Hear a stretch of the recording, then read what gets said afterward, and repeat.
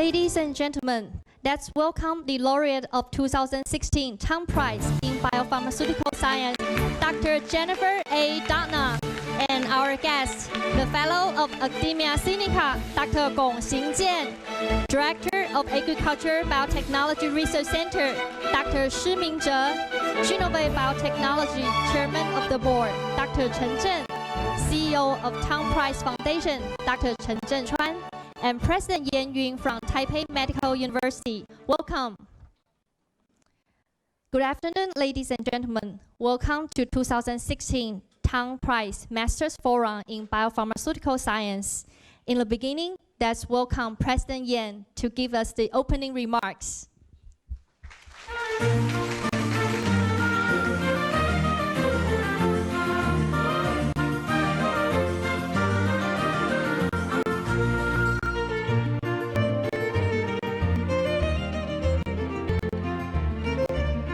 Wow, this is a full house. It's very hard to attract so many people for basic science. Yeah, ladies and gentlemen, good morning, good afternoon. Yeah. On behalf of Taipei Medical Universities, I would like to give everyone the most welcome. And today, particularly, this the day. It's our great honor to invite Dr. Jennifer Doudna to visit the Taipei Medical University as her first time, and I wish that would be not the last time. Yeah. And I don't need to talk again about the Dr. Doudna's contribution in the Cas9 that has been announced broadly in yesterday Tang Prize ceremony, as well as from YouTube and all the broadcasting in the world. But more important is, as we all know, the human genome has been found out as a blueprint of the life, but how to editing that, how to fix that, the problem is still a question. It has been developed in many different ways to approach and answer that questions and try to fix that in a human disease.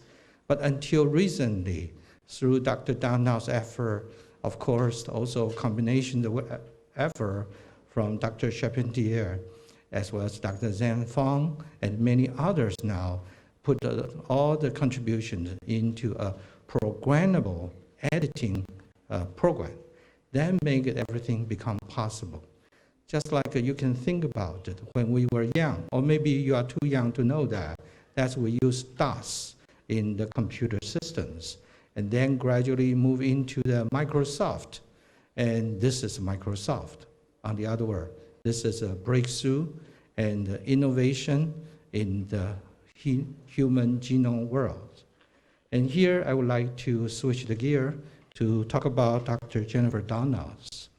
And first, believe or not, she born at Hawaii. And of course, you try to find out where is the Polynesian skin tone, which has not happened here.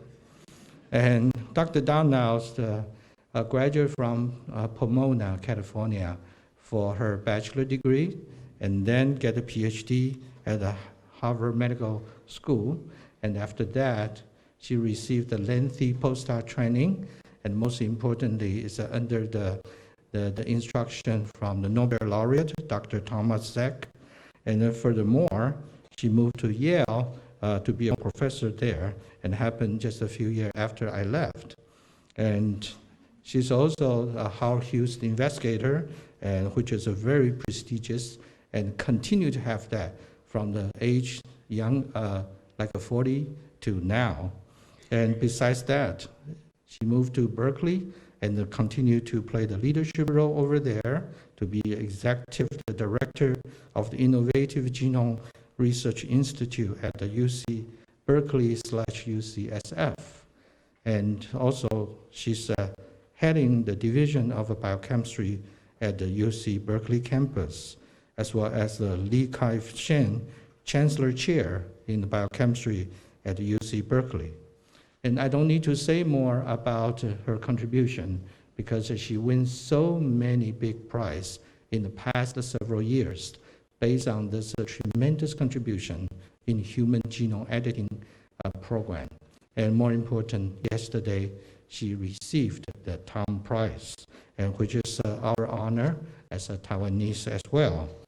And before I say more about the program, as well as how the contribution from Doudna, I think more important is to just watch the video, and one video speaks for all itself. Thank you. Thank you, President Yan.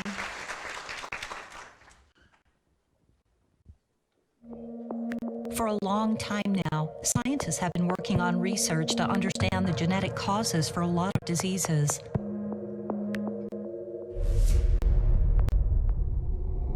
Every cell in our body contains a copy of our genome with over 20,000 genes and 3 billion letters of DNA. Emmanuel Charpentier, Jennifer Doudna, and Feng Zhang developed a CRISPR-Cas9 system that can either delete or replace unwanted genes. With this interest, we came to the CRISPR-Cas system. We identified bioinformatically 2 RNAs that were expressed in S biogenes. So one is a tracer RNA, and the other one is a CRISPR RNA of the CRISPR-Cas9 system.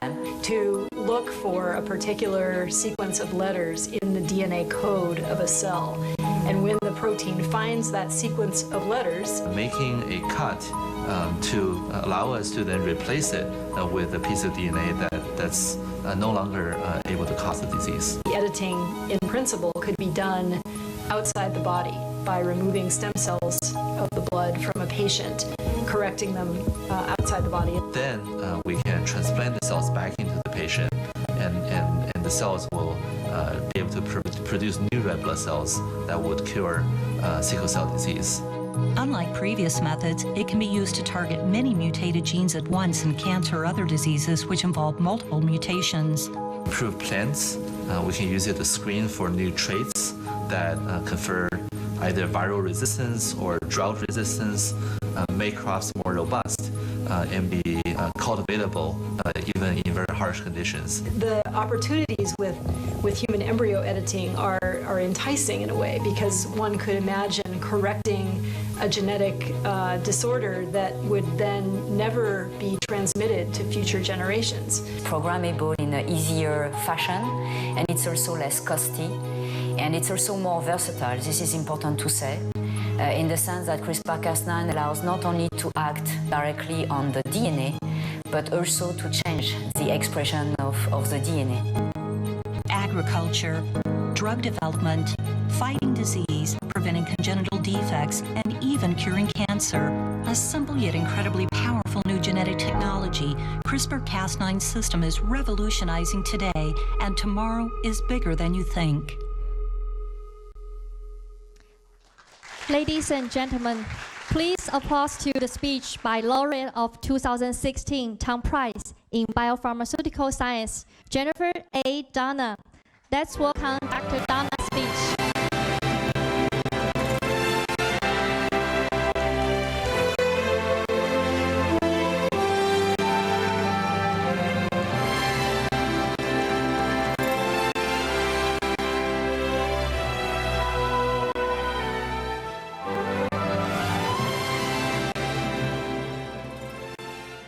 Well, good afternoon, everyone. This is such a great pleasure to be here. Thank you very much for that incredibly generous introduction and for the warm welcome I've had really all week here in Taipei. It's been just a spectacular experience, and I'm extremely grateful and honored. And like I said yesterday, I could have never imagined standing here today when I was a girl growing up in Hawaii and dreaming about becoming a scientist and becoming a biochemist. Just wanted to, pursue my passion and my interest in how nature worked, and I could never have predicted where it led me today. And so what I thought I would do in this talk is walk you through some of the science that we've been working on over the last few years and how we came to the CRISPR-Cas9 technology, and then talk to you a bit about where I see this all going, and I think this will hopefully lead to a very interesting discussion afterwards, and I'm especially interested to hear your thoughts and your questions as we get into the discussion about how you think this will be used in human health and perhaps other areas that you're thinking about as well. So, I thought I would start by just pointing out something that I'm sure everyone here is familiar with, but the idea that, DNA is really the fundamental way of encoding genetic information in cells. And I think it's really stemming from the original discovery of the structure of DNA, the DNA double helix, that was determined back in the 1950s, that certainly has inspired many scientists over the last few decades to think about the amazing possibility of being able to change the DNA sequence in cells in a precise fashion. What if you could actually have a technology or a tool that would allow you to make a very specific alteration to the DNA sequence in cells in such a way that you could either study the function of a particular gene or set of genes, or you could correct a mutation that would otherwise cause disease. And so the idea really has been, what if you could think about DNA the way we think about the text of a document, where you could understand what all of the letters and sentences in the DNA of a cell are telling us about the way that an organism is put together. And certainly this, I think, was the original dream of sequencing the human genome and many other organism genomes, was to be able to have that kind of information. And so, as you know, we've had, since 1995, when the first entire bacterial genome was sequenced, there now are thousands of whole genome sequences for many different organisms, including us. And so then the question becomes, how do we really understand? How do we make sense of that information? And furthermore, how do we rewrite that information? So if we see evidence for a mutation that causes disease, wouldn't it be great if we had a way to very precisely correct that mutation? And that's sort of, been almost a science fiction-y kind of fantasy for a long time. And I think what's really exciting right now in biology is that with the convergence of a number of technologies, including the one that we're talking about today for gene editing in cells, it's now possible to do that. It's now possible to understand what the information in DNA is telling us about the function of a cell or an entire organism. And not only that, to really be able to manipulate that information in ways that, as researchers, will tell us more about biology, and as clinicians will allow us to make changes that will have real impact on patients in the future. So it really is a very, very exciting time in biology, and a great opportunity for all of you that are students starting out to be starting your careers at a moment, in a way, when there are so many tools at your fingertips to do exciting work. And so what I wanted to really express to you is something that I think is worth appreciating, which is where this gene editing technology came from.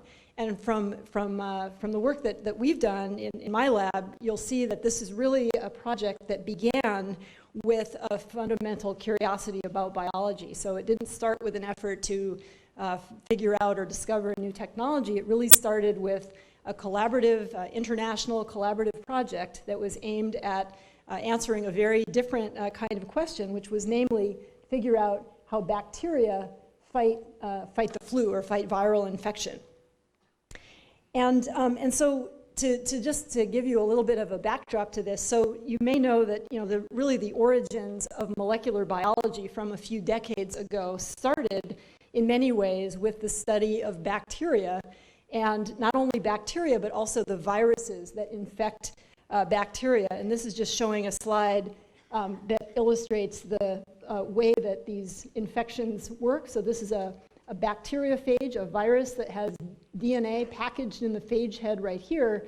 And when this virus lands on the surface of a bacterial cell, the first thing it does is to inject its genetic material, its DNA, into the cell.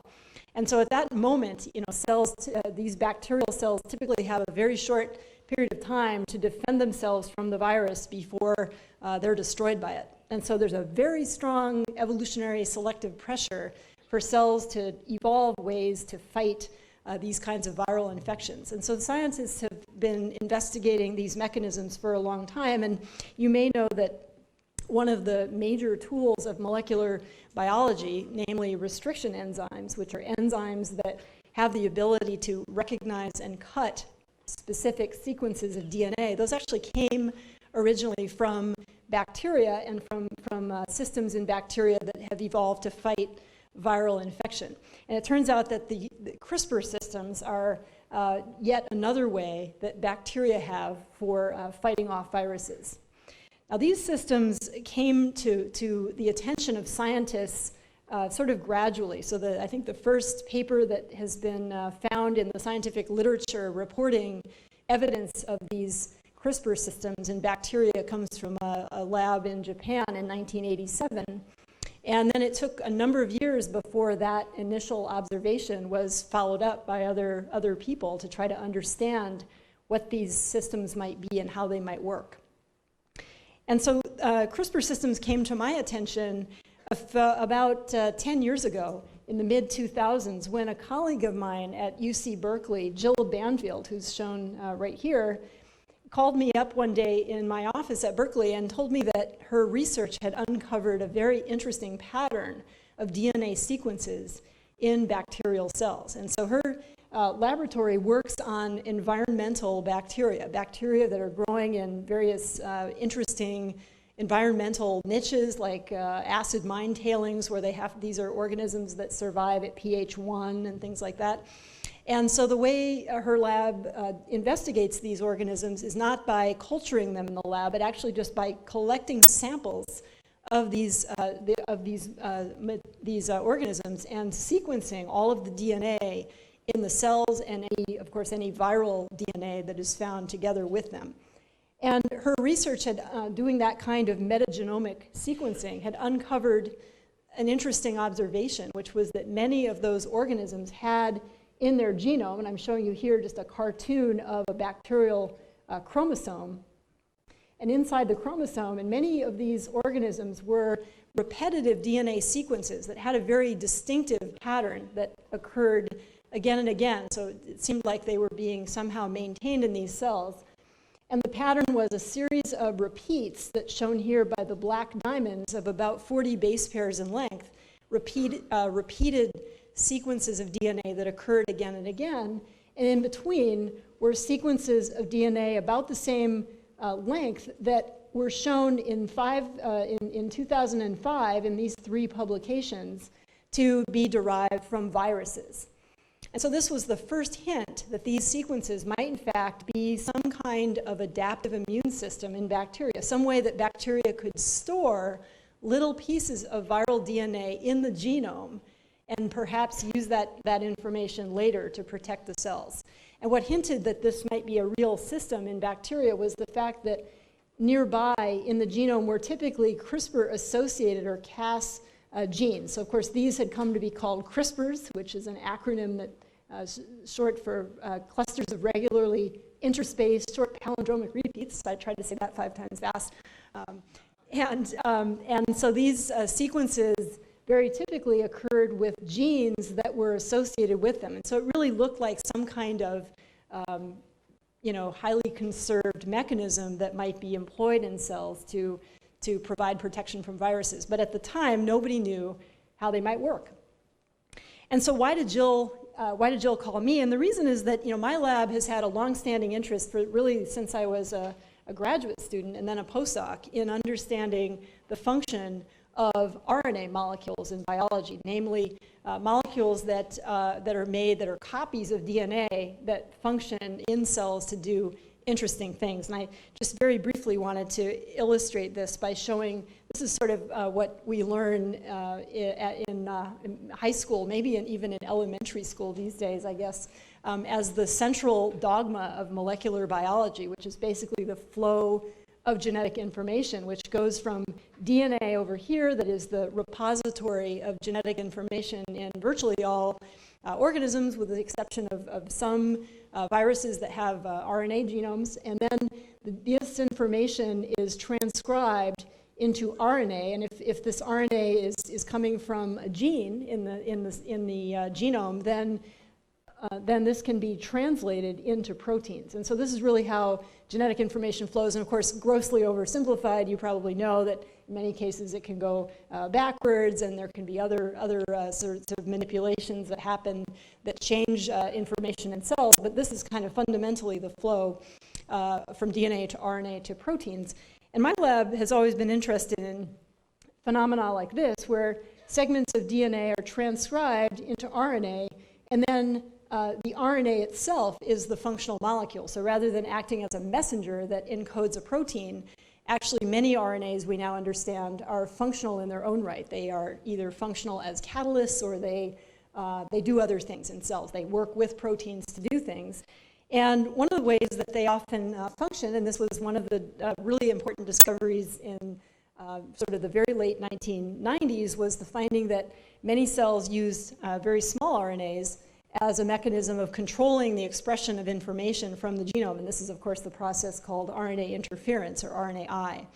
And so in my lab at Berkeley, we had been investigating the molecular basis for RNAi, RNA interference. And so when Jill contacted me, I thought, wouldn't it be amazing if bacteria have come up with some way of using RNA to control the expression of information, in this case to control viruses, but using entirely different machinery than what's used in animal cells or plant cells for RNA interference. And that was really how we got involved in all of this. And so one thing led to another, and I started to work on this with just a couple of initial students that came to the lab that were adventurous and wanted to explore this proposed bacterial adaptive immune system. And what emerged over the next number of years from labs around the world who started to investigate this was not only was this an adaptive immune system, but there were many different types of CRISPR systems. And in 2011, I went to a meeting in Puerto Rico, and I met Emmanuelle Charpentier for the first time. And so she and I were coming from very different scientific backgrounds. We were in different parts of the world. She was working in Sweden at the time. She was trained as a medical microbiologist and studying bacteria that cause infection in humans. And my lab, of course, was a fundamental science lab working on the function of RNA in cells, and we'd already been working on CRISPR systems for a few years at that point. And we teamed up to figure out the function of a particular gene in some types of CRISPR systems called Cas9 that had been shown genetically at the time to be essential for protecting cells that had this Cas9 gene from viral infection. And nobody knew how it could do that. How did it actually work? And so we worked together to answer that question. And what our research uncovered was that, in fact, the Cas9 protein is an amazing little machine. And I thought I would show you just a 3D printed model of Cas9. So this is a model that sits on my desk in Berkeley. It's about the size of a soccer ball, roughly. It's about this big. And it's 3D printed on a 3D printer based on crystallographic coordinates that show us where all the atoms are located in the Cas9 protein in the RNA that's used, which is the orange molecule in this printed model, and the DNA that it recognizes in blue. So let me just briefly walk you through this image and tell you what this is telling us about how it works. So the protein is in white, the Cas9 protein. And it's an amazing molecule that holds on to RNA, which is the orange molecule here. And you have to remember what I told you about these CRISPR loci in bacteria. So in bacteria, a bacterium would have stored a piece of viral DNA in the CRISPR locus, and then that DNA copy of the virus is turned into an RNA copy by transcription. And then each of those RNAs that would have a piece of a viral sequence inserted into it is able to then bind to Cas9, this protein. And of course, there are many, many molecules of the protein around. So each Cas9 protein in the bacteria might be guided by a different guide RNA that could recognize a different virus or a different piece of a virus.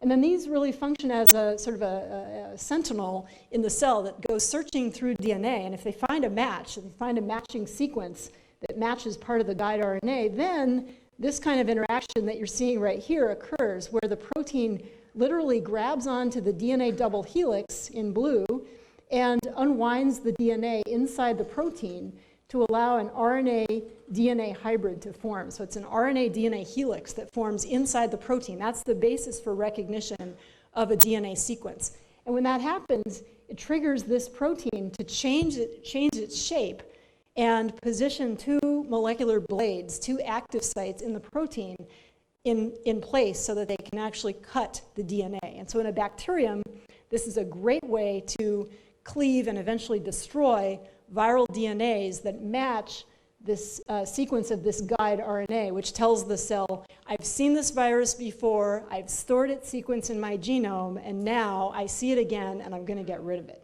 Okay, so for bacteria, it's a great way to protect against viral infection. But we realized when we figured this out about how this protein worked, this was kind of for us the moment when this project went from being a fundamental curiosity-driven project to realizing that this could be actually an incredibly powerful technology.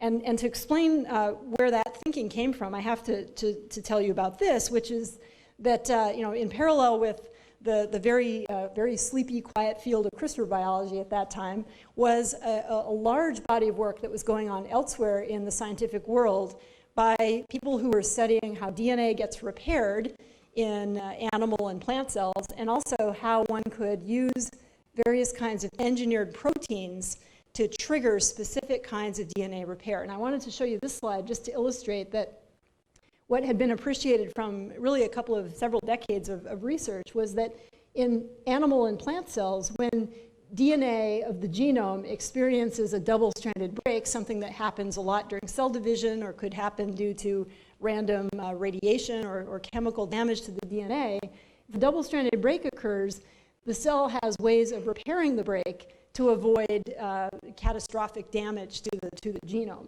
And these pathways involve either sealing up the gap, often with a small change that gets introduced in the DNA sequence right at the site where the repair occurs, or sometimes by actually recombining in a new piece of DNA at the site of the break. And so many scientists had appreciated that if you had a way to introduce a double-stranded break into the genome at precisely the place where you might like to make a change to the DNA sequence, this could be a powerful way to conduct genome engineering. And so we recognized that by programming the Cas9 protein with RNAs of choice, so you could, because we knew how it worked, we could actually design guide RNAs that would direct the Cas9 protein to a DNA sequence of interest, for example, a site where you knew that there was a mutation in the genome that you might like to correct, that this could actually be employed as a technology that would introduce double-stranded breaks at precisely the place where you might like to induce cells to repair the DNA in a specific way. So let me show you a very brief video that just illustrates how we imagine that this might operate inside of an animal or a plant cell. And this just shows, zooming into a eukaryotic cell, so a cell that has its DNA encapsulated inside of the nucleus. And once this bacterial protein RNA complex gets into the nucleus, it encounters DNA that's packaged in chromatin, so wrapped around these green histone proteins.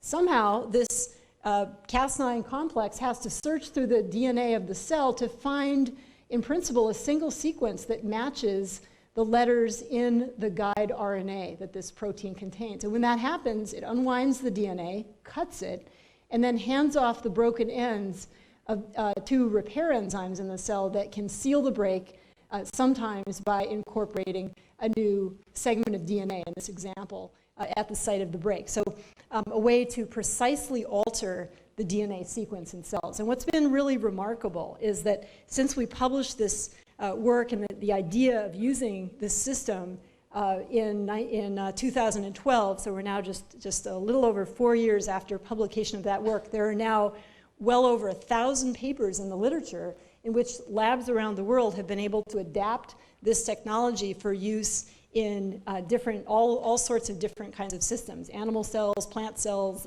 fungi, other bacteria, et cetera. So it really seems to be a very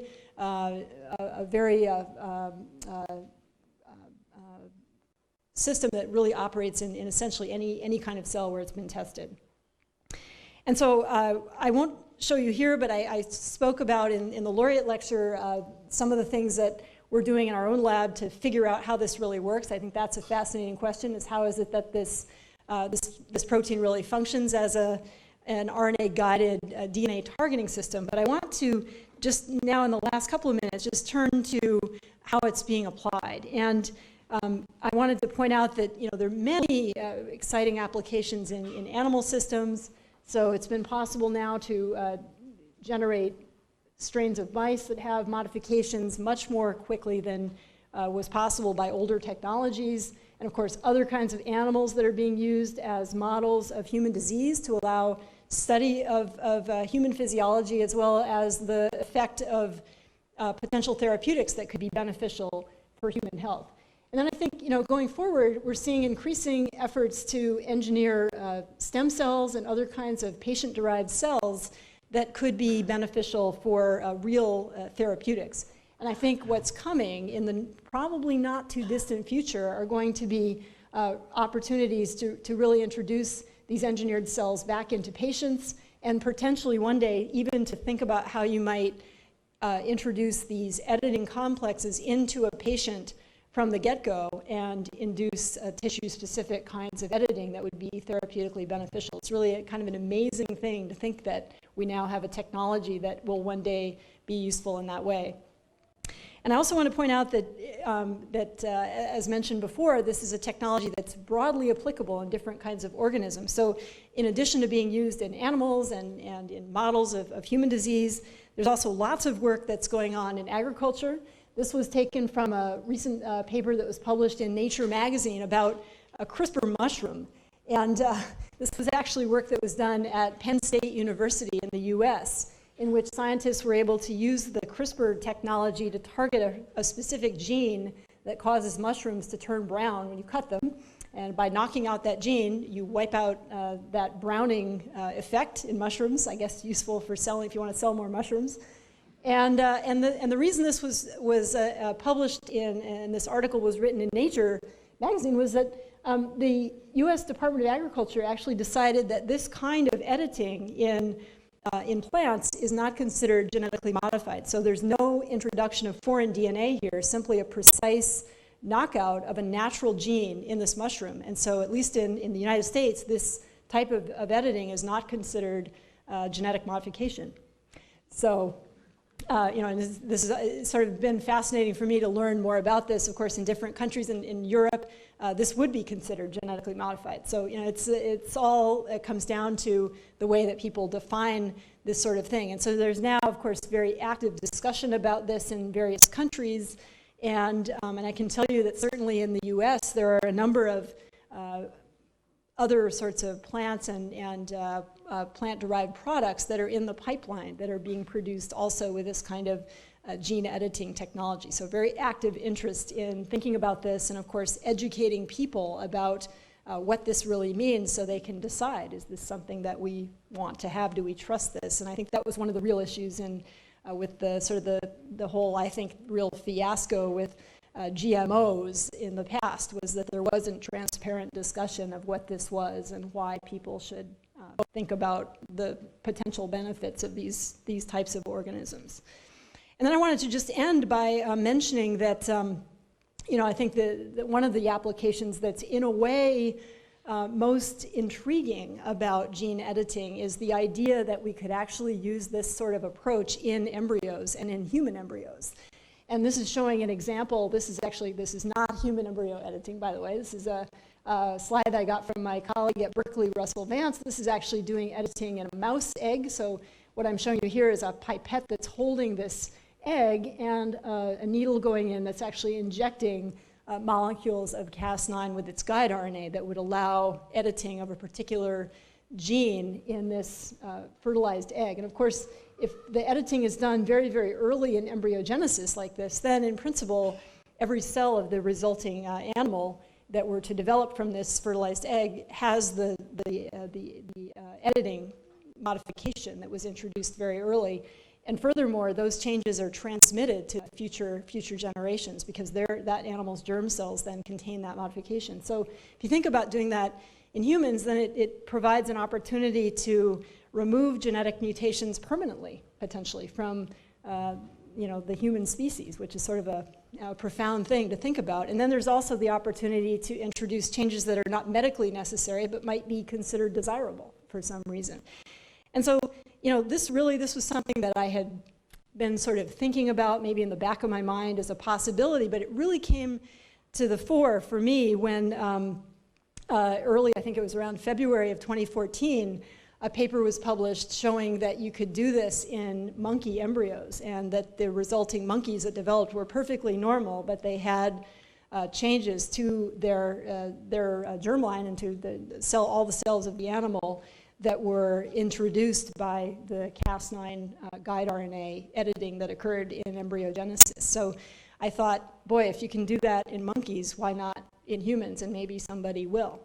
And so that really was my motivation for beginning to get very involved in discussions around the ethical use of this technology and trying to get involved in educating people very broadly about this and encouraging scientists to get out of the lab and really talk about it and think together globally about how do we make use of a very powerful, important technology that also has potential ethical implications that might be concerning, and that we don't want to have this technology moving ahead faster than we've had time to really think about. And this is my last slide, which is really just taken from the cover of, this is literally from the cover of The Economist magazine published last year, where the title was Editing Humanity. And they really pointed out that there's the potential in the future for people to think about making changes to their children that could be introduced using a precise genome editing technology like this. And of course today, you probably know that we don't have the ability to really do this because we don't know enough about the genetics underlying these kinds of traits, but over time we'll learn more, and it may become increasingly possible to make changes that we think might give our children a benefit in the future. And we really have to ask, do we want to go there? And if we do, how do we ensure that it's done in a way that's ethical and fair? And so I'll end there. I'm looking forward to the discussion. And I just want to mention that, as was said in the introduction, I've been involved in creating the Innovative Genomics Initiative in the Bay Area. It's a partnership between UC Berkeley, which does not have a medical school, and our sister medical school across the bay, UCSF. And so this has been a great opportunity for somebody like me that does fundamental research to partner with clinical laboratories and really think hard about how we can help clinicians to apply this technology in ways that will be medically beneficial in the future. Check us out on the web if you want, or come visit if you come to the Bay Area. And finally, I just really wanted to thank my laboratory. This is a picture taken at a recent Giants game in San Francisco, baseball game.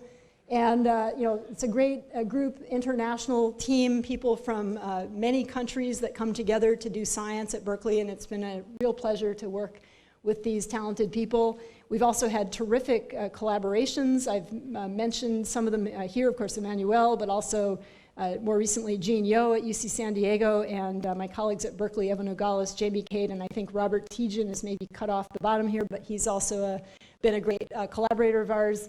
And then we couldn't do anything without funding, so very grateful for our funding sources. And finally, I just want to mention company connections that I have, and I'll stop there and be happy to address questions. Thank you.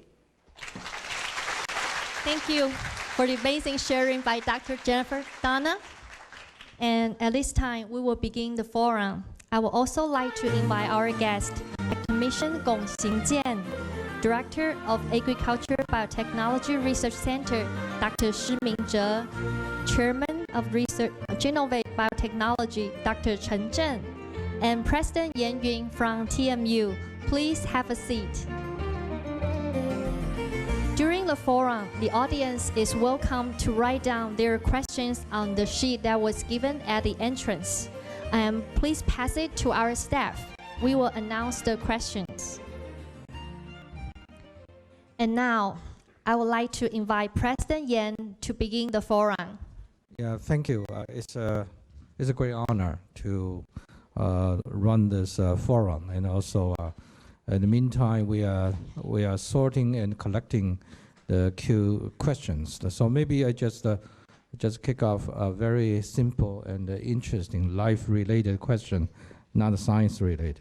I know the Time magazines list you and Dr. Charpentier among the 100 most influential people in the world. I think this probably knock your life down completely, up and down, I believe. So do you want to elaborate a little bit about what's your life changes from past several years ago until now? Let's see, is this on? Yeah, so is this, I can't tell, is it on? It is, okay.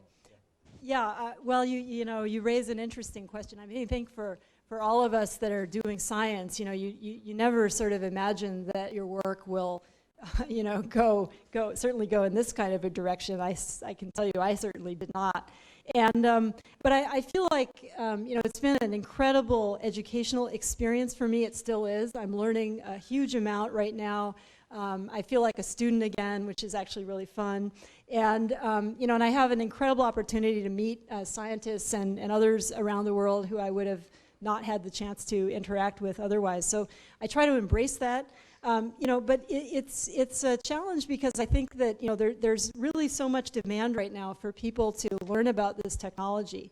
And so the challenge is to continue to do science, which is what I do and what I love to do, and I feel a responsibility, of course, to continue working with my students in the laboratory, but also to take the time that's necessary to interact with people like government regulatory agencies and others who are coming forward to try to understand what this means for them and what it means for, you know, our societies and how we think about this technology together. So it's a, you know, it's a constant balancing act, and I don't always get it right, but, you know, I really just feel honored to, honestly, to be part of it. Great. So you are still remain a native scientist, rather celebrity yet. Yeah, but you are going to collect lots of signature from everybody here. Yeah. So do we have questions ready? Yeah. Yeah. If not, let me ask another question. That would be general question. Maybe all the general question to me, and all the smart question go to others, the discussants. So I know the ethical line is critical at this moment because we talk about editing gene and editing life. So do you think we should manage these IP carefully as a beginning the source and then control the ethical issues? So that's kind of a bundle together now. So what's your opinion about this in regard? Well, here's the thing that I think is so interesting about this technology, and that is that one of the reasons that it's taken off as fast as it has worldwide is that it's pretty easy to use, frankly.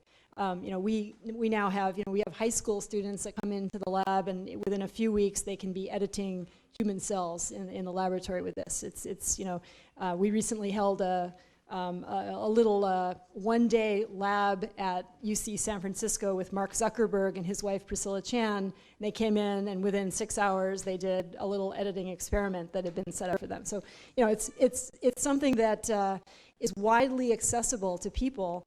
And so I think this is great because it means that, you know, it's enabling researchers around the world to do experiments they couldn't have done in the past, to work on many different kinds of systems.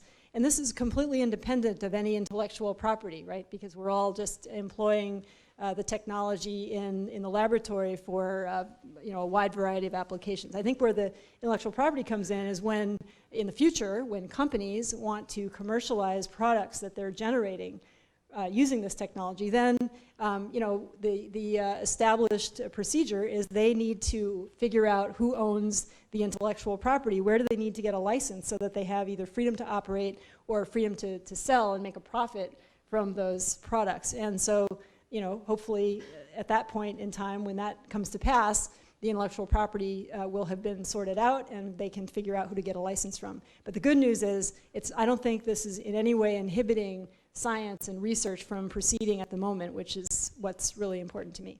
Great, thanks, Jennifer. Also, let me invite our discussants to participate in this conversation.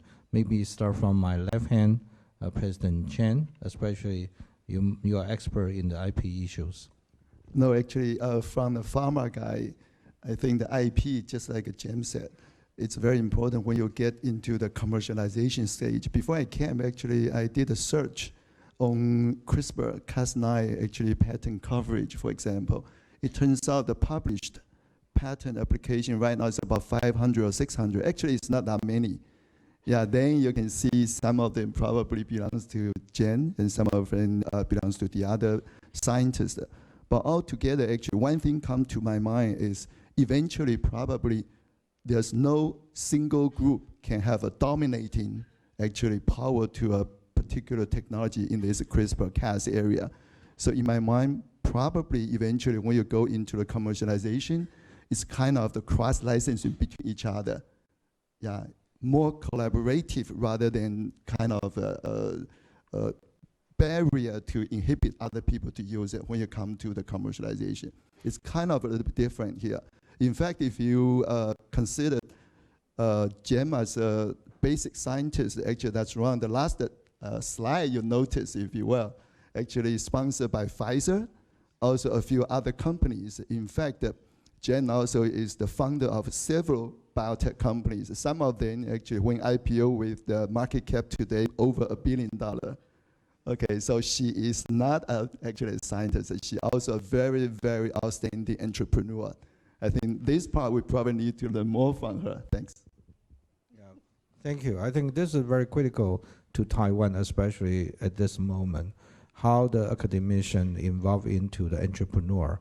We are encouraging, but where's the limit? Yeah, but you can also comment later. I would like to, at this moment, invite the academician Kang to give his point of view. My feeling is that quite often the academicians and those who are interested in the industrial connection actually have a fundamental conflict in terms of their concepts of doing things. And one case in point is myself and my brother. Yeah, he was trying to teach me how to get into the industry and got very frustrated. So maybe I can turn this as a question to Jennifer in terms of how the school sometimes can encourage this kind of thing. We live in a very different era now. I remember when I was a postdoc at the UCSF, Mike Bishop's lab, Herbert Boyer just upstairs. And at that time, the UC system is still quite reluctant in terms of the involvement with industry. But then with the Genentech, it opened up the way, but still not fully. So I'd like to perhaps ask Jennifer how UC system, what is your experience in the starting of a company? Well, I think the UC system did something very smart a few years ago, and that was, and really we owe a lot of credit also to the former governor of California, who realized that there was an incredible opportunity to take what is a great public university system in the U.S., the University of California, and to create a way for discoveries coming out of the research labs at these universities to be commercialized in ways that would solve real problems and also create jobs and create businesses, spur economic activity in our state. And so what was done was to actually create something called the QB3 Institute, which is a virtual institute. It doesn't have an actual, sort of home, except that it lives on 3 particular University of California campuses: UC Berkeley, UC San Francisco across the bay, and UC Santa Cruz, which is just down the coast.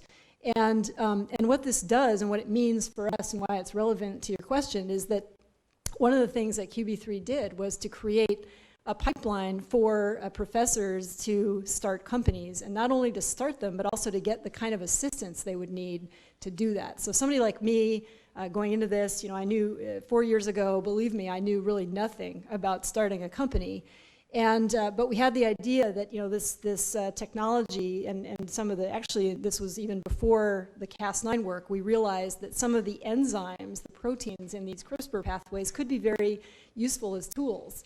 And so in 2011, I founded a company with a then graduate student in my lab, Rachel Harwitz, called Caribou Biosciences, and we were able to do it using the QB3 mechanism. So we had free legal assistance to incorporate our company, and we got help finding laboratory space called garage space that was in my building at Berkeley. So we rented very inexpensively a small lab for this company.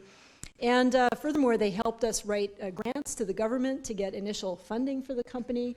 And this was all really key to allowing somebody like me that had no business experience at all to found the first company that we got involved with. And it was great because it employed a student. So Rachel graduated from my lab. She became the head of this company. She still is. And now we've hired, now that company has grown to 40 people. So we now have 40 people that all have jobs because that company was created. And it's gonna, it'll continue. And so this is something that many of my colleagues at the University of California have found to be, highly beneficial for allowing scientists and people doing fundamental research to allow their discoveries and their inventions to be harnessed by companies for commercialization. I just have a very quick follow-up.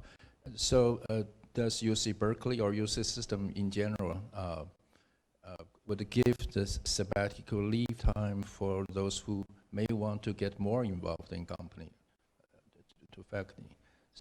Yeah, they do. So, for faculty who really want to work with their company directly, they maybe want to spend full time there. So we're as professors, we're allowed to spend 1 day a week with companies, and that's part of university policy. But what if you want to do more than that? Well, then you can take a leave of absence. You could do a sabbatical, but you could also take a leave, in which case you can actually spend full time at a company and maintain your appointment, your faculty position at the university, but take some time away to go and help the company to grow. And sometimes I've known many colleagues that have done this sort of thing, and it goes both ways. Sometimes they go for a while and they come back, and sometimes they go and they love it so much they don't come back. Thank you. Maybe we invite Dr. Shi to give a comment. I have a little bit different questions. We plant biologists tend to believe science can make you rich, also can do good. And so it's also much easier to make transgenic plant than transgenic animal. So, but since Cas9 system is so powerful, and we think it can actually revolutionize how we make agricultural crops and so on. But we also are afraid our golden rice nightmare to reoccur. I don't know whether the student know the golden rice, which was a transgenic rice created by a Swiss scientist in early 90s. His goal was to, in the Africa population, there's a vitamin deficiency, and which you cannot give vitamin to African populations because they only have $1 or $2 a day. You even give you them vitamin pill, they won't take it. So this scientist create this transgenic rice with higher amount of the vitamin A. The problem is the transgenic rice involve so many different patterns. And so this creator need to convince these companies because the agricultural products tend to affect larger population, but they don't have market value. So he convinced every company except one company. This company wouldn't give up patent. The patent is just for a promoter.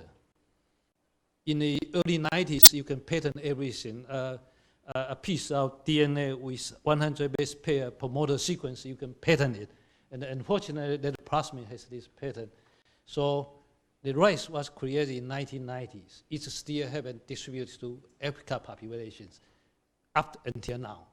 So do you think this nightmare will reoccur, and how do we solve it if we use, say, CRISPR technology to create, say, nowadays I think Bill Gates Foundation want to spend a lot of money create and nutrient-rich cassavas and rice for Africa population. So how do we deal with this problem? Yeah. So my understanding of golden rice is that it's maybe even more complicated than what you explained, right? Because there were also regulatory challenges, and there were also questions about public acceptance of this rice. And so, I think there were sort of multiple reasons why it has unfortunately sat on a shelf for many, many years, despite the potentially huge impact on human health that it could have. I think going forward, this is certainly one of my personal motivations, is to really try to take a different path than was taken originally with genetically modified plants. I think some of the resentment that has built up is due to the fact that a company, a multinational company called Monsanto, was involved in some early modifications of plants that were viewed as really motivated by profit for the company rather than benefit to human societies. And so I think that one of the potentially good things about having an organization like the Gates Foundation involved is that they're not out for commercial benefit. They're trying to do things that are going to impact positively on human societies. But of course, this goes hand in hand with, I think, education and with people like us, like all of us, and certainly scientists being open and transparent about what we're doing, what our motivations are, what our conflicts of interest are, and inviting a global discussion, because I think that's really, in the end, the only hope we have, that people will accept these sorts of things and be willing to invite them into their societies and into their lives. Yeah, thank you, Jennifer. Since we have too many questions on my hand and lots of coming, so maybe I will change a little bit. I will raise the question, and Jennifer, you can answer that, and also all the discussants can participate. How about that?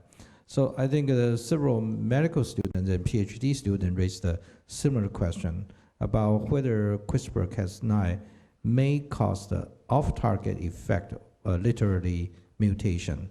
So that may cause some concern. So you have any particular answer for that, especially for these young generations? Yeah, they are going to use that. Yeah.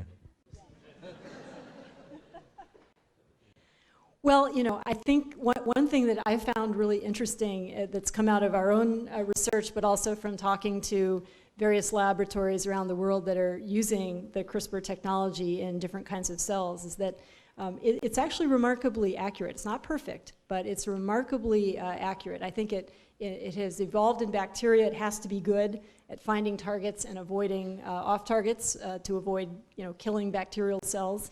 And when scientists have been using this technology in primary cells, so rather than in cancer cell lines, as was done in a lot of the early work, which frankly, may have defective DNA repair pathways, have multiple copies of genes, multiple chromosomes, et cetera. If you use them in primary cells, primary tissues, what various labs are finding is that it's actually pretty hard to detect off targets, especially if these editing molecules are used in very modest amounts. Turns out you don't need to use a lot, right? You need one editing event and that's it. So that's one thing. And we've also found, and this is again work of Stephen Lin when he was in my lab, and he's now here in Taiwan at Academia Sinica, is that by using non-genetically encoded Cas9, namely pre-assembled protein RNA complexes for editing occurs very quickly in cells, and then those complexes are subsequently degraded by the cells, leaving behind no molecules that can continue to do editing or off-target editing over time. So I think those are things that are worth thinking about. But going forward, I think one thing you may all be aware of is that the field is still very rapidly evolving, right? So new CRISPR-related proteins are being found, new ways of modifying the original Cas9 and its cousins are being used and employed to ensure accuracy of targeting. So I think, I really, honestly, I don't really see that as a bottleneck at this point with this technology. I think that it's already pretty good and it's going to get even better over time. Thank you. Xinjian or Dr. Xi, you have anything? Okay. Yeah, yes, please, President Chen. Yeah, actually, everything's about risk and benefit. I mean, I also have like 2 questions here related to similar field. For example, in China, there are 4 clinical trials ongoing. If you are going after, yes, there may be some off targets, but if you're going after like terminal ill cancer patients, so their life probably can only last for another 3 to 6 months. For example, in China, these 4 trials, 1 in Chengdu, the other one, 3 actually in Beijing. They are going after terminal ill patients for lung cancer, renal cancer, bladder cancer, and prostate cancer. So, for example, in US, they are also going after like those HIV patients.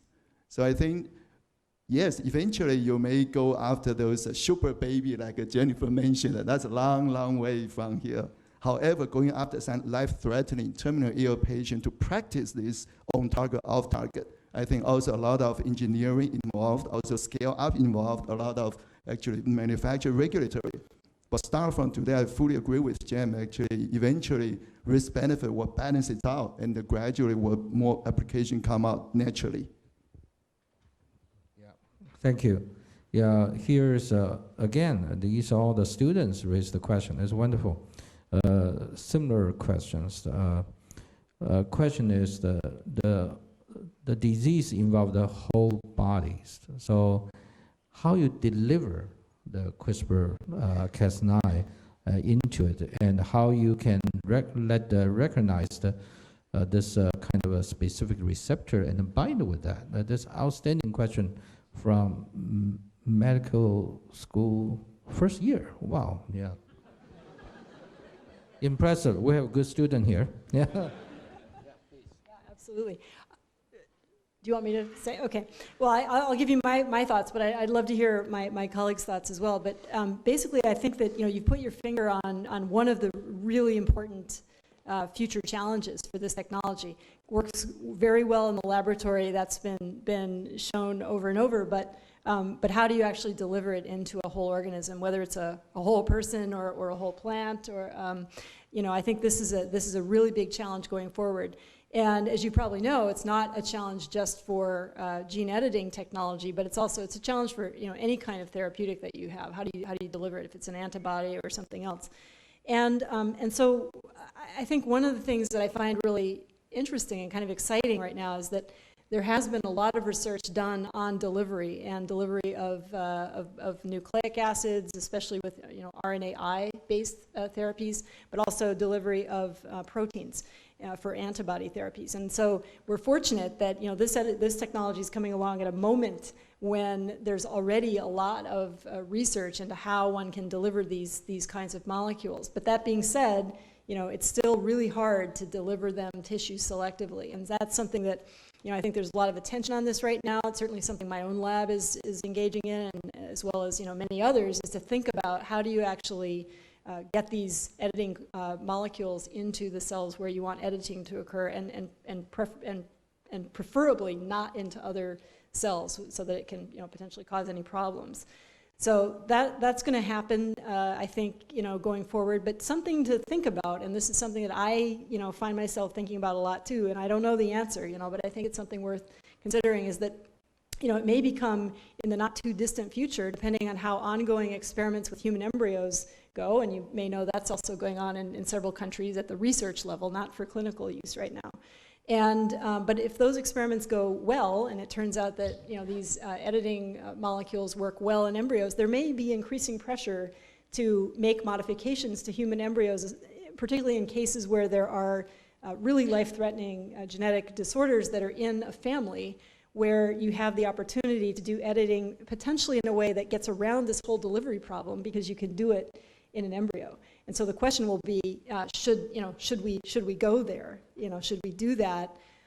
And I can tell you from email that I have traffic virtually every day from families that are afflicted by genetic disease, there will be a lot of interest and pressure from patient groups to do that. And so we have to really give serious thought to that, because in the end, it may be easier to deliver to an embryo than to an adult who's already gone through a lot of suffering. Yeah, thanks, Jennifer. Actually, your answer already covered several questions related with the stem cells and germline editing. So move down to the next question. Actually, Dr. Shi can participate later. That's about GMO foods, and after the editing, how long the follow-up should be, and how you follow up that for any possible adverse effect? Yeah. I think there's a misunderstanding about what the safety of the GMO derived food, and actually they have to go through the general screening system and the safety test. So far, there is no scientific reports to say that GMO products is less safe than the so-called natural-grown food product. So I don't think this will be a major issue.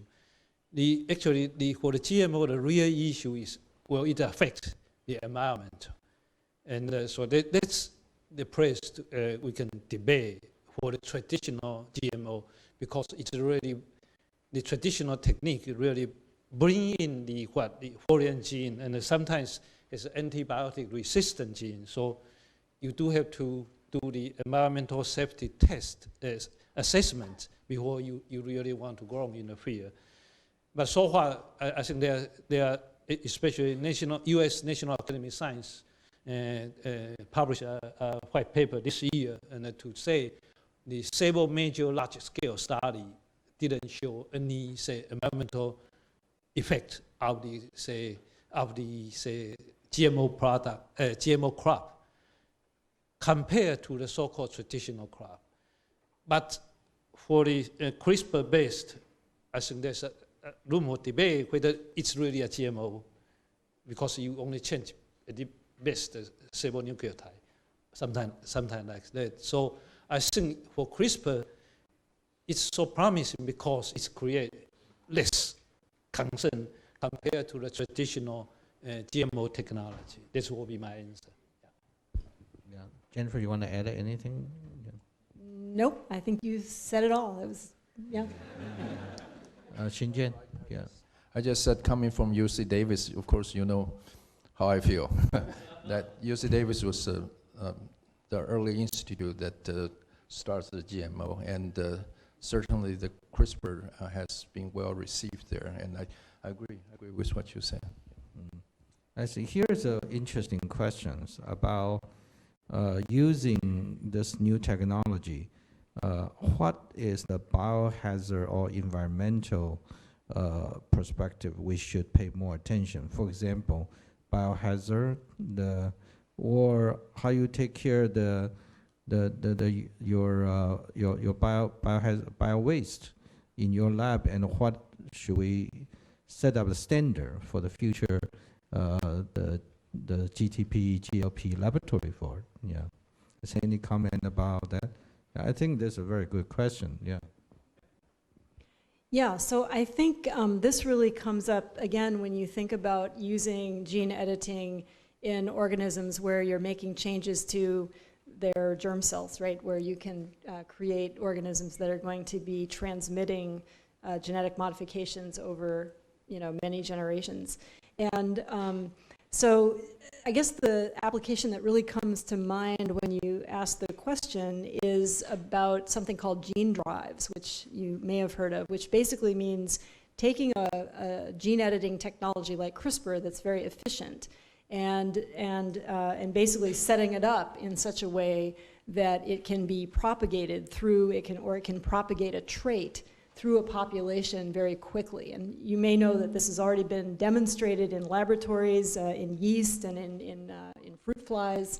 And there's now a lot of discussion about using this to propagate traits through insects like mosquitoes, so they would be unable to transmit disease, which is in a way sounds like a really great thing to do potentially, but it also has risk because it means that we might be releasing into the environment organisms that are going to be propagating a particular genetic trait over many generations, and what the long-term effects of that might be in the environment, how that might affect other organisms, animals that prey on those for food and things like that, what effects those might have. So the National Academy of Sciences in the US has recently released a report about gene drives and sort of thinking about safety mechanisms there. And there's been a recent call from a division within the Department of Defense in the United States called DARPA for proposals that will address this very issue of the safety of gene editing and use in organisms that are released in the environment. So there's definitely a lot of interest in this and a lot of discussion about it. There's no easy answer, but again, I think it's something where, right now we're sort of asking scientists to be proceeding in a responsible way while the technology proceeds, hopefully to the point where there are safety mechanisms that one can put in place to shut off a gene drive or shut it down if it turns out to be harmful. Thanks, Jennifer. We have lots of questions related with the risk, hazard, and the safety issue. Now, several questions talk about aging issues. So, from your experiments, did you ever see CRISPR-Cas9 can help block aging, anti-aging, telomerase changes? Yeah, maybe Xinjian can contribute that. That means, long life. From risk to life. So you can see the optimistic versus pessimistic here. Yeah. Boy, the older I get, the more I care about that. I don't have an easy answer to that. I guess my thinking there is that, like for many other kinds of applications, I think this editing technology will be very useful in the short term as a research tool for understanding the aging process better, not necessarily in humans directly right away, but certainly in many other kinds of organisms, because now you can make modifications to genes very quickly and assess their effects. But beyond that, in the end, will it be possible to introduce genetic modifications that somehow alter the aging process? Your guess is as good as mine. I don't know. I think it really will come down to can we get a handle on the genetics of aging sufficiently to enable this kind of technology to come to bear on it. But I'm curious about what my colleagues think of this. I think CRISPR technology really, just as Jennifer said, is actually really wonderful tool in knocking out genes, knocking in genes in a way that has not been able, that the scientists have not been able to do. So in terms of discovery of anti-aging gene, this is a very, very powerful tool. Now, in terms of longevity, of course, in C. elegans study and in mouse study as well, there are certain genes, PEP-CK gene, for example, or people know that if you inhibit mTOR using rapamycin, you can increase the lifespan for the organism. So there are a few genes contributing to longevity or lifespan that have been uncovered in recent years. And of course, the CRISPR can be part of the way that eventually help this way. But I'm still thinking that the most powerful thing that CRISPR has just in the past 4 years really caught the entire scientific community by firestorm is that it's a speed and the precision. It can allow you to uncover genes. So in many of the companies, I just attended a meeting on CRISPR and are using this to identify, for example, synthetic lethality of drug-resistant cell line in a way that's very difficult to do using either shRNA or other method. And the shRNA method and the CRISPR, and maybe Jennifer correct me if I'm wrong, actually somewhat complementary. They may not hit exactly the same target. There's some overlapping, but not necessarily all the same. So this really introduced a very, very powerful way from the basic science to uncover things related to translation, to therapy.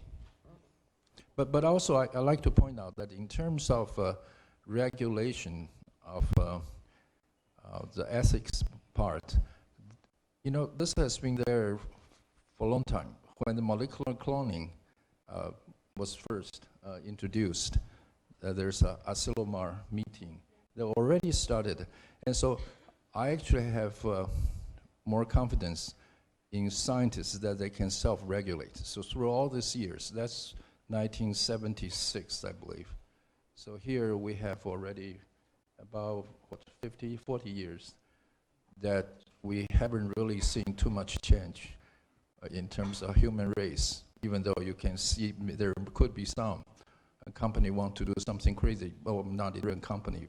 But overall, I think scientists can really self-regulate itself. So CRISPR is just giving you a new way of doing that. But in terms of this, you know, the cloning, the cell cloning, at the time, there was also an issue, whether that would change the organism, and there were some possibilities. And people can do it. But I truly believe the scientists or medical science will, we have our conscience, we self-regulate ourselves. I like answers both from Jennifer and Xingjian, because I'm going to say, because I'm old enough to live through several hype by we molecular biologists, like the gene therapies, and we are going to cure cancer. I think that's probably 20 years ago. So just personally, I would just like to believe CRISPR is a terrific tool to do basic science. Anything come out is a big bonus. And like biological process tend to be more complicated than we thought. So like the aging development, even cancer, I think we have a long way to go. That's my thought on this question. Okay, follow up several questions. Actually, I put to one. The question is why why bacteria has such a smart protein like a Cas9 in attacking against protect the virus attack? Why human did not have that? Yeah, and if we have, and then we can avoid the HIV. Or since there is a spontaneous remission HIV, could that be possible? These kind of person, they do have the Cas9 equivalent. And that's a very smart question here, but put all together. Yeah, great questions. Well, first, I have a few thoughts about this. First of all, you know, a CRISPR-type adaptive immune system doesn't seem to be present in humans. That doesn't mean it's not there, but we haven't found it yet. So, you know, I always like to keep an open mind. I don't think negative results prove something. They just tell you you haven't found it yet. But that being said, I think there are reasons to think that human cells might not have this kind of thing, and there might be a reason why, and that is that, as you probably some of you know, the human cells have a so-called innate immunity, which means that there's really quite a sophisticated set of proteins that are involved in detecting foreign nucleic acids that get into cells and turning on pathways that fight them.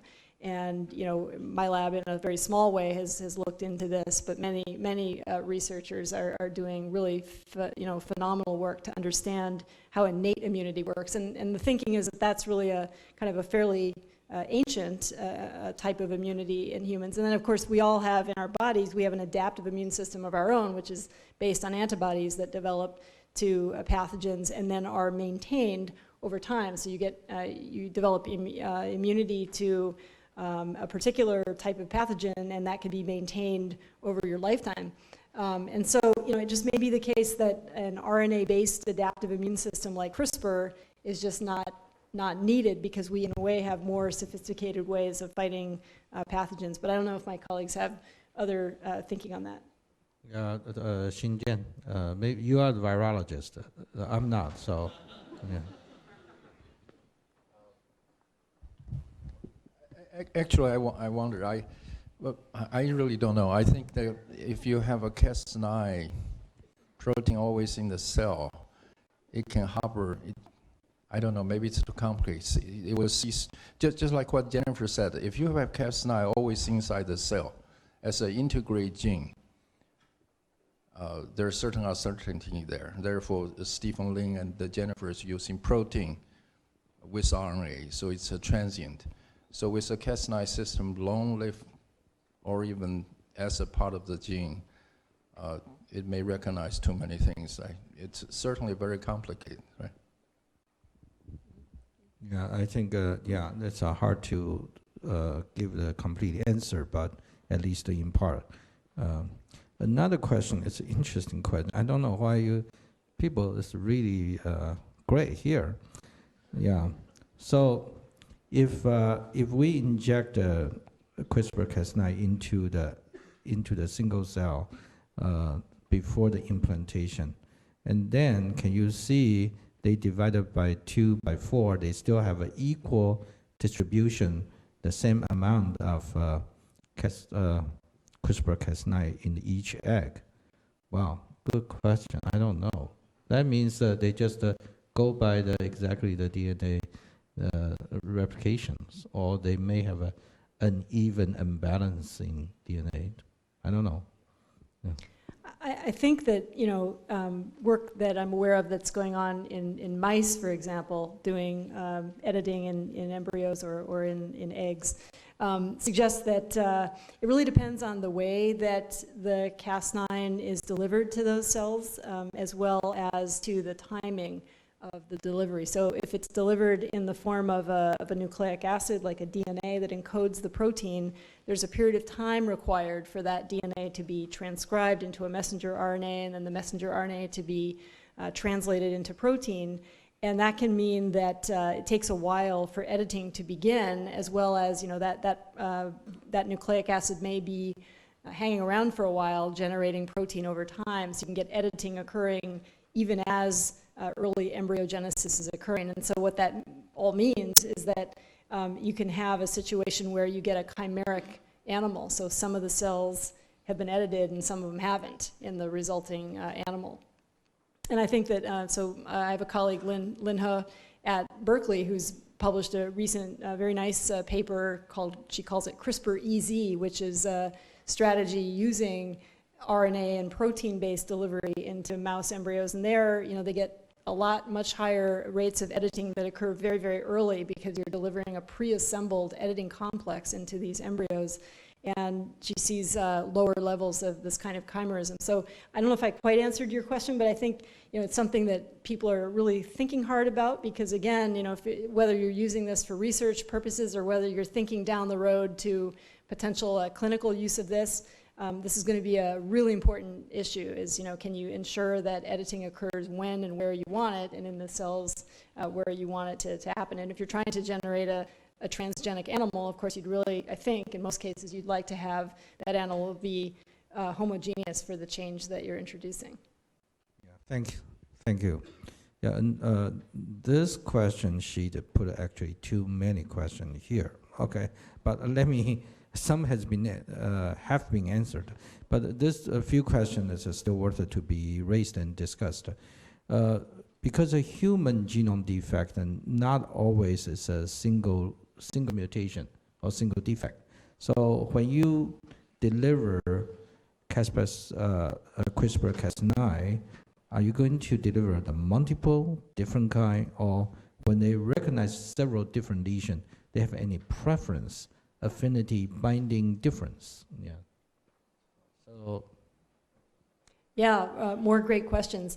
Well, I think on the one hand, this is one of the really enticing things about this technology, is that as this questioner clearly appreciates, it's a technology that this protein can be programmed with multiple different guide RNAs in the same experiment or even in the same cell. And that was, I think, really beautifully shown initially by Rudy Janisch at MIT, who was able to use up to 5 different guide RNAs in a single mouse embryo editing experiment to show that he could introduce 5 changes to the genome of that organism in one shot. But the efficiencies obviously can differ depending on the target site that's being recognized. So you can't ensure that every cell will get all the same 5 sets of edits. And furthermore, this kind of touches on another, I think, important point, and I really would say future challenge of this technology is really in ensuring the type of DNA repair that happens after Cas9 makes a cut. Because as you saw in my talk, or you may know already, this is really the way this technology really works, is it relies on Cas9 to introduce a double-stranded DNA break, but then it relies on the cell to do the repair. And that's where some heterogeneity can happen, right? Because the repair could happen differently in different cells. And so I think going forward, this is really one of the kind of bleeding edges of the technology, is really to understand how cells conduct repair and how we can maybe manipulate that or control that, and also figuring out what are the different efficiencies of different guide RNAs, depending on, which might depend on sequence, it might depend on the context of the chromatin where editing is occurring, and perhaps other things too. Thanks. Another question is about this. Is there any limitation of the CRISPR-Cas9 function, such as like a length of the DNA, structure of the DNA, or etc.? Well, you know, people have looked hard for things like, you know, does DNA methylation affect editing? It does not seem to. There were 2 recent papers published that showed that, that the position of nucleosomes in chromatin can affect editing efficiencies, although I would say that, you know, from what many labs have seen, it really depends on the timing of editing. So if cells are going through multiple cell divisions where chromatin structure is certainly changing, then that can afford more opportunities for editing to occur and efficiencies, you know, go up. So, you know, I guess the short answer is yes, there definitely are effects of the chemical and structural state of the DNA on editing, but in the long run, you know, if depending on how the experiment is conducted, people really haven't seen, you know, real inhibitions of editing, just changes in relative efficiencies. Xinjian or Dr. Xi, want to comment? Yeah. I don't know if the question is related to the delivery or that. In terms of the vector that can deliver, Cas9 is pretty large, but now I think there are some Cas9 which is smaller.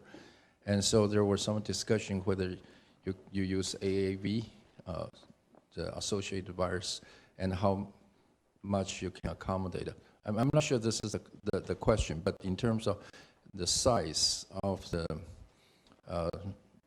sgRNA plus Cas9, you can use different plasmids. You can use the same plasmid. So there were tricks you can overcome the size limit. I'm not sure that was a question, but in terms of delivery, sometimes there's a technical difficulty. Another interesting question is about when you use the CRISPR-Cas9 for knock-in versus knock-out gene editing, do you see any difference in efficacy, or any rate limit or anything? So they are looking at the in and out to see what's the difference. Yeah, so knockouts are definitely generally a lot more efficient than knock-ins, because the repair required in each case is different. So in many cells, generating a small insertion or deletion at the site of double-stranded break repair, it occurs with much higher efficiencies and frequencies than recombining in a new piece of DNA, which would be a knock-in.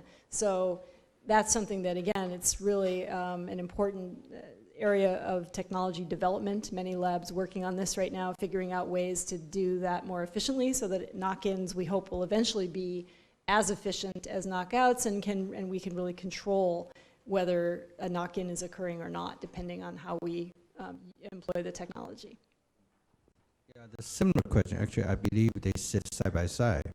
Yeah, he asked about, by theory, do you think the off-target phenomenon would be more being seen in the knock-in, because that would be harder? Yes, supposedly be harder, right?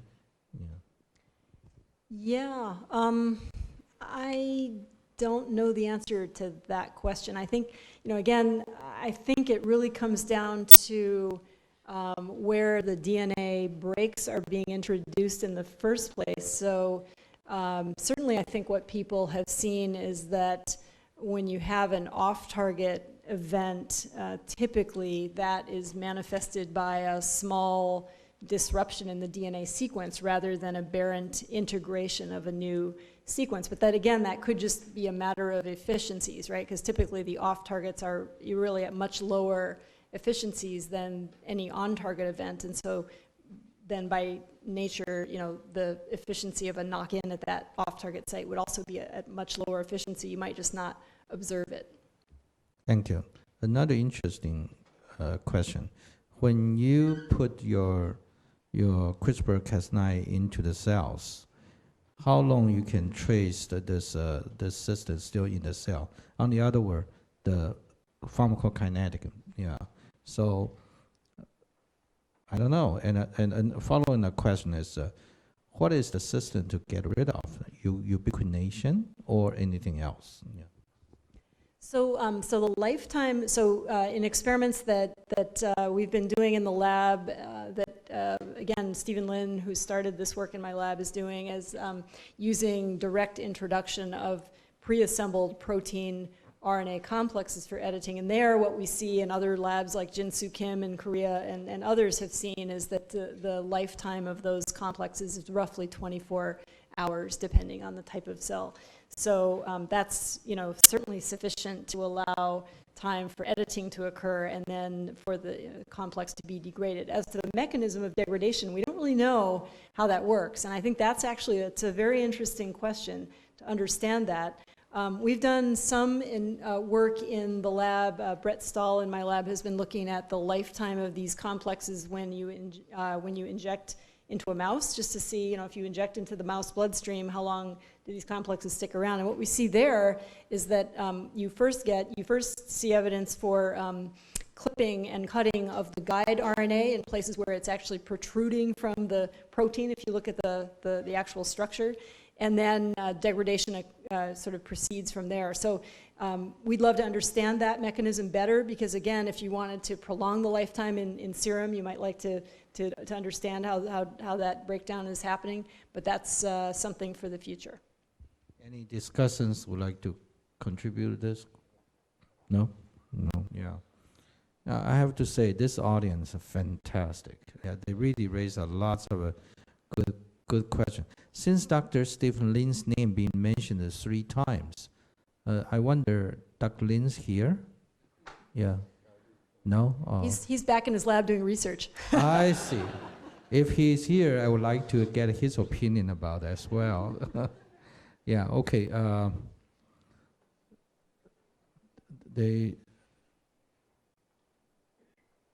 Okay, this question is why bacteria willing to take these virus DNA and insert repeatedly, and what is the mechanism to make that possible, and how long this repeats can go? Are they random? Are they specific? Yeah. Yeah, this is I think a really fun, sort of cool aspect of CRISPR biology is how these sequences are inserted into the genome and what maintains these arrays. And in the lab, we've done a lot of work on this, many other labs contributing as well. And what's understood currently is that there's a special CRISPR integrase, an enzyme complex whose job is to find bits of viral DNA. They're probably produced during the initial injection of DNA into the cell by the virus. And then that integrase binds to basically grabs onto these little pieces of DNA and catalyzes the chemistry required to insert them into the CRISPR array. And in terms of regulating the length of those arrays, really not clear how that works. It turns out that in bacteria, and people like Jill Banfield who are looking across large populations of different kinds of bacteria and comparing what's happening in different cells of those organisms, find that the arrays ranged in length from a single integration event, so one viral bit that's been integrated between 2 copies of the repeat, all the way up to arrays that have many dozens of such sequences, and how they are eventually lost from the genome is also really unclear. So there must be some mechanism for that, otherwise they could eventually take over the whole genome, and they don't. So there has to be some way that cells are able to lose old spacers that presumably, old viral sequences that presumably become, useless to the cell at some point in time. But how that works is not yet known. Thank you. Any discussions want to chip?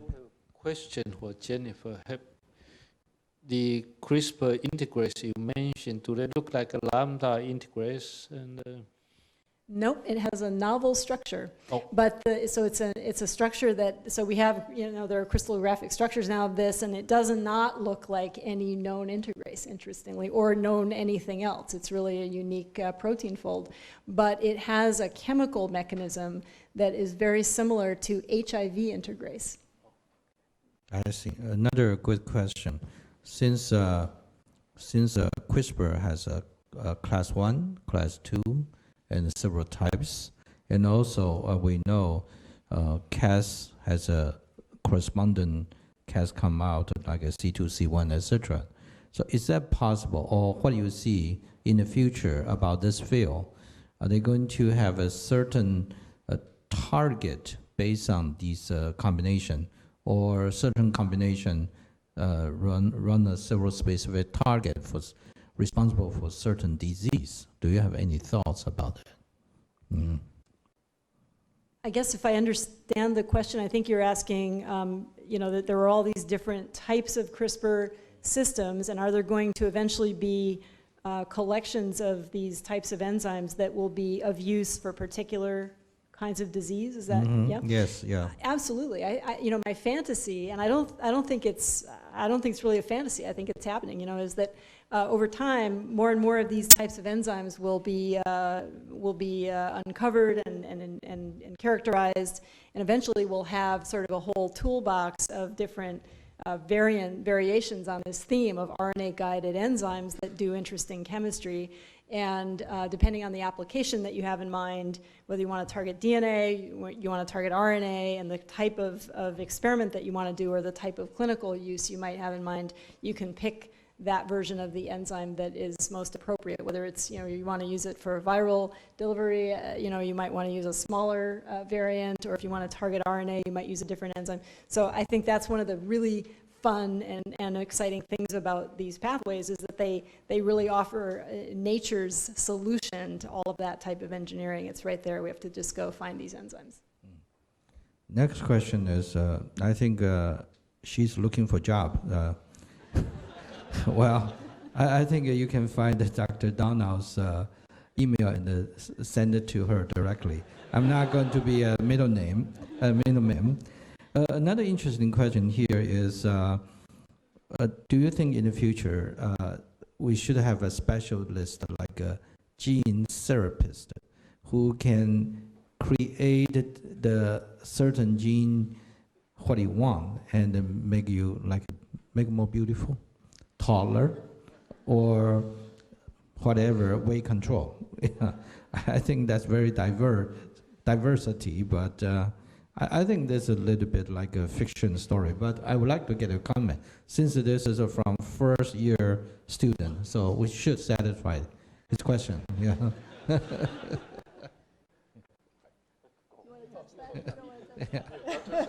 They're pointing to me. Well, I think, as I sort of mentioned at the end of the talk, I think that, it's really right now, today, that's really science fiction, in the sense that we just don't know enough about the human genome to be able to do that kind of thing for the most part, even if we wanted to do it. But I do think that, this is just my opinion, I think it's coming. Maybe not tomorrow, maybe not next year, but, I think it's coming, in the sense that, as you've heard in this conversation, the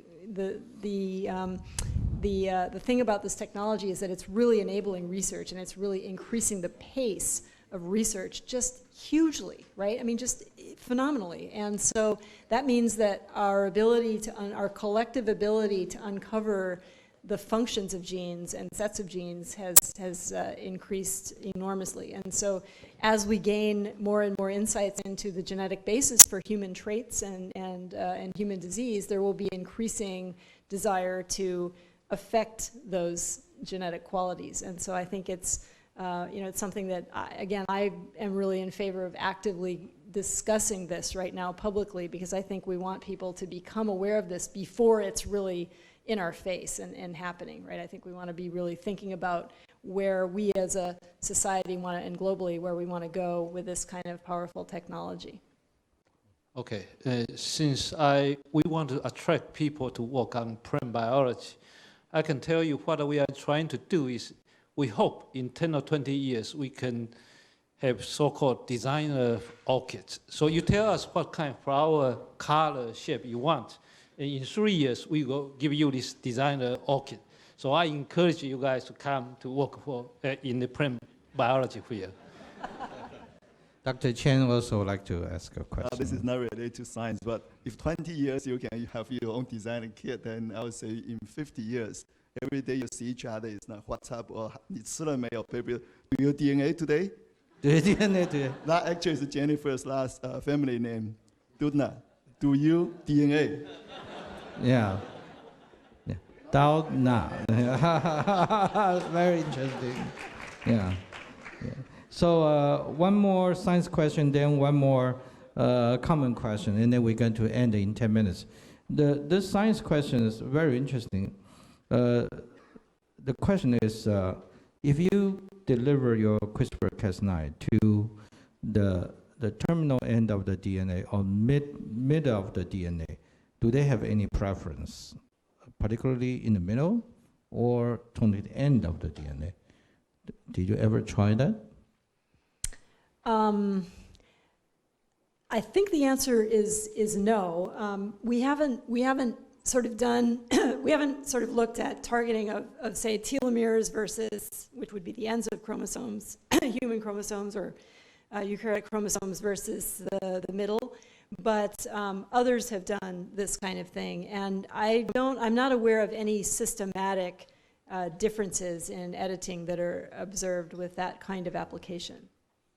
Actually, it's on the same question sheet about whether the DNA double-strand break versus single-strand break, they show this using the same technology to show any different preference or any efficacy difference? Yeah.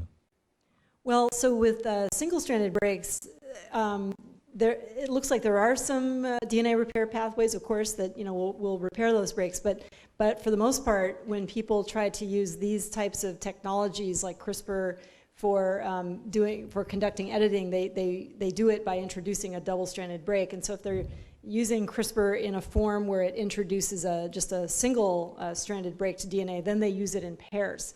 So you still get a double-stranded break, but you can introduce the break with a staggered cut, which can, in principle, influence the way repair occurs. I think, again, to me, that's really an exciting area for future research, is to be able to understand how the nature of the DNA break that's introduced could influence the way that repair occurs.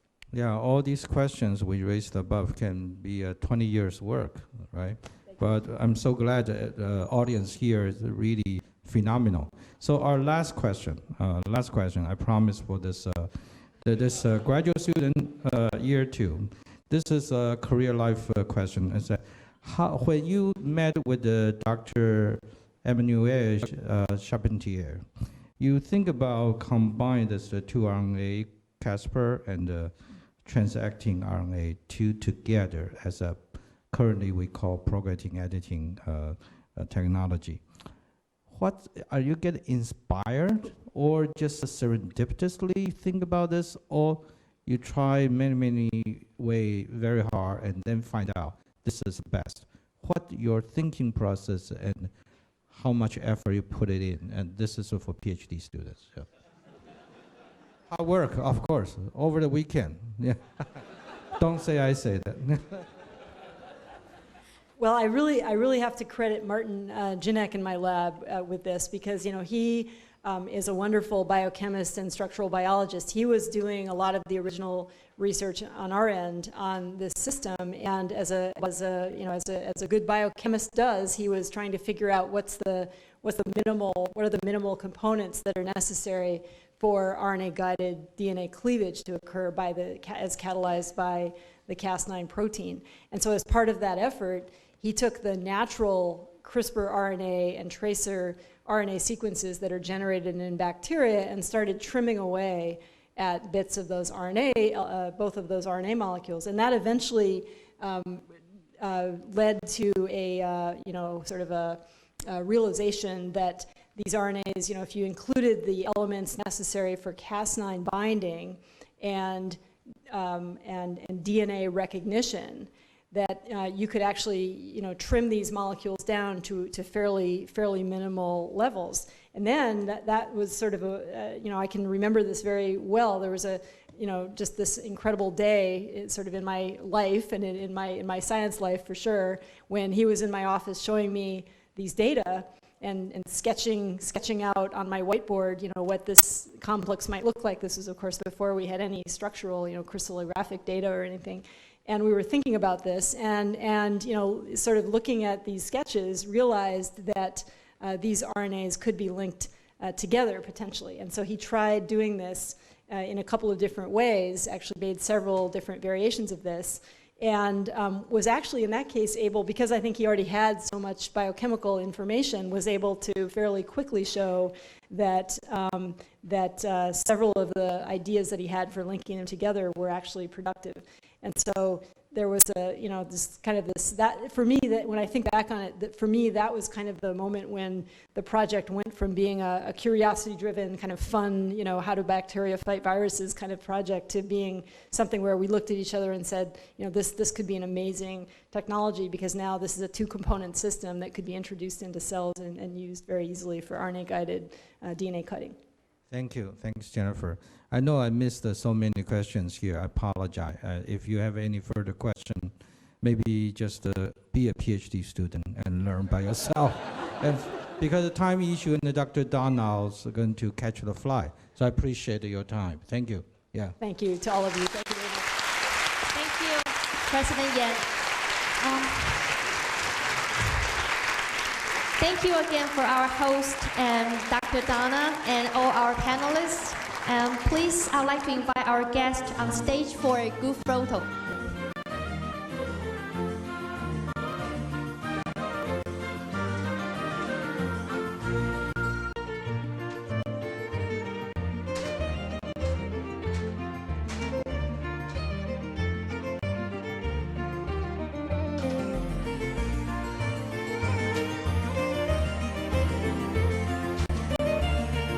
Thank you. Please give them a big round of applause again. Thank you.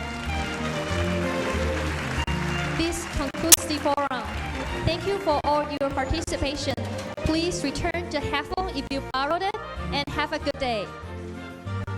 唐奖大师座谈与生技医药大师对谈论坛到此圆满结束，谢谢您的参与。提醒您，请将同步翻译耳机归还大会报到柜台、租借服务区，以及提醒母山认证位于3楼，教职员签退位于1楼，以及如果您需要索取唐奖得奖人手册节目单，请于1楼索取。